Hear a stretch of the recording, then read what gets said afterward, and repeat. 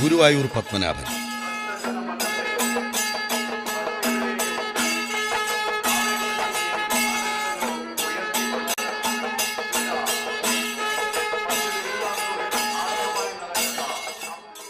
കേരളത്തിലെ 1000-ഓളം വരുന്ന നാട്ടാനകളിലെ അതുല്യ തേജസ്.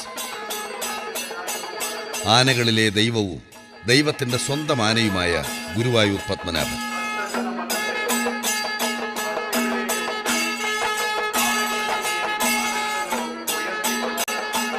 മനുഷ്യന്റെ ഇഷ്ടാനിഷ്ടങ്ങൾക്കൊത്ത് ചുമട് ചുമക്കാനും ചുവട് വയ്ക്കാനുമുള്ള ഇത്തിരി വലിയൊരു നാൽക്കാലി മാത്രമാണ് ബഹുഭൂരിപക്ഷം മനുഷ്യർക്കും ആനകളെങ്കിൽ ഗുരുവായൂർ പത്മനാഭൻ എന്ന അതുല്യ പിറവി മലയാള മാനസങ്ങൾക്ക് കൺകണ്ട ദൈവം തന്നെയാണ്.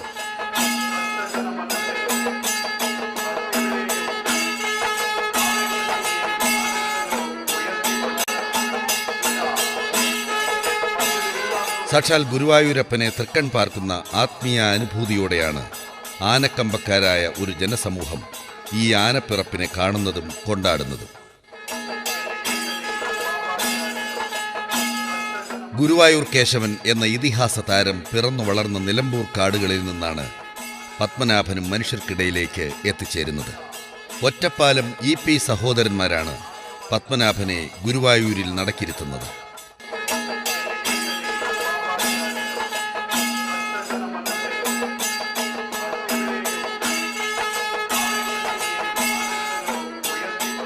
ഗുരുവായൂർ കേശവന്റെ ഏകഛത്രാധിപത്യത്തിന് തിരശീല വീണതോടെ പുന്നത്തൂർ ആനക്കോട്ടയുടെ രാജസിംഹാസനത്തിലേക്കും ഗുരുവായൂരപ്പന്റെ പ്രതിപുരുഷ പദവിയിലേക്ക് ഉയർത്തപ്പെട്ട പത്മനാഭൻ പിന്നീട് അവിടം മുതൽ ഇങ്ങോട്ട് ആനക്കേരളത്തിന്റെ തന്നെ യുഗപ്രഭാവനായി അരങ്ങുവാഴുന്നു.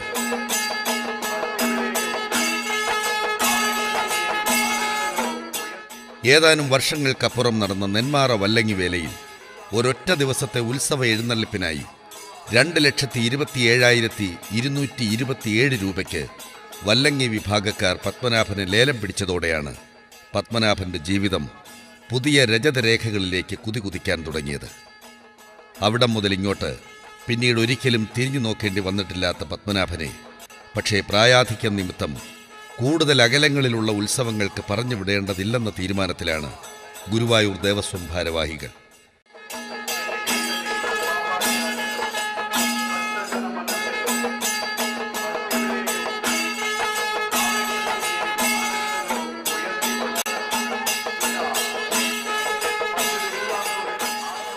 അതെ, നമ്മുടെ ഈ പുണ്യഭൂമിയിൽ പത്മനാഭന് തുല്യം പത്മനാഭൻ മാത്രം.